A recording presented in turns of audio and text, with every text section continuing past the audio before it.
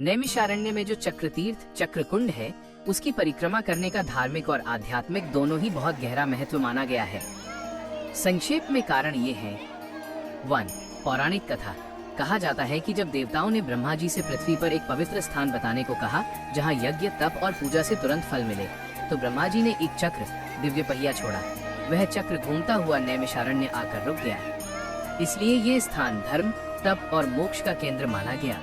2. पवित्रता का प्रतीक। यहाँ की परिक्रमा करने से मनुष्य के पाप नष्ट होते हैं और आत्मा को शुद्धि मिलती है। ऐसा माना जाता है कि यह परिक्रमा संपूर्ण तीर्थों के फल के समान पुण्य देती है। 3. देवताओं का निवास स्थान। पुराणों के अनुसार सारे देवता और ऋषि मुनि नैमिषारण्य में निवास करते हैं। इसलिए यहाँ की परिक्रमा करना ऐसा माना जाता है जैसे संपूर्ण देवताओं की आराधना कर ली हो। 4. मोक्ष और पुण्य की प्राप्ति। ये परिक्रमा जीवन के पापों से मुक्ति और मोक्ष की ओर ले जाने वाला मार्ग बताई गई है। भक्त इसे श्रद्धा और भक्ति से करते हैं ताकि उनका जीवन पवित्र और सफल हो। 5. शास्त्रीय महत्व। स्कंद पुराण, वायु पुराण और महाभारत जैसे ग्रंथों में नैमिषारण्य की परिक्रमा का विशेष वर्णन है। यह कहा गया है कि एक बार इस चक्रतीर्थ की परिक्रमा करने से हजारों यज्ञों का फल प्राप्त होता है। इसलिए लोग श्रद्धा और विश्वास के साथ नैमिषारण्य के चक्रतीर्थ की परिक्रमा करते हैं। यह केवल एक धार्मिक अनुष्ठान नहीं, बल्कि आत्मशुद्धि और मोक्ष की साधना मानी जाती है।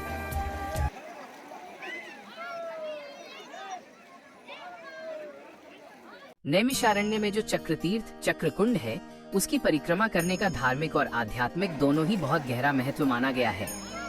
संक्षेप में कारण ये है। 1. पौराणिक कथा। कहा जाता है कि जब देवताओं ने ब्रह्मा जी से पृथ्वी पर एक पवित्र स्थान बताने को कहा जहां यज्ञ, तप और पूजा से तुरंत फल मिले, तो ब्रह्मा जी ने एक चक्र, दिव्य पहिया छोड़ा। वह चक्र घूमता हुआ नैमिषारण्य आकर रुक गया। इसलिए ये स्थान धर्म, तप और मोक्ष का केंद्र माना गया। 2. पवित्रता का प्रतीक। यहाँ की परिक्रमा करने से मनुष्य के पाप नष्ट होते हैं और आत्मा को शुद्धि मिलती है। ऐसा माना जाता है कि यह परिक्रमा संपूर्ण तीर्थों के फल के समान पुण्य देती है। 3. देवताओं का निवास स्थान। पुराणों के अनुसार सारे देवता और ऋषि मुनि नैमिषारण्य में निवास करते हैं। इसलिए यहाँ की परिक्रमा करना ऐसा माना जाता है जैसे संपूर्ण देवताओं की आराधना कर ली हो। 4. मोक्ष और पुण्य की प्राप्ति। ये परिक्रमा जीवन के पापों से मुक्ति और मोक्ष की ओर ले जाने वाला मार्ग बताई गई है।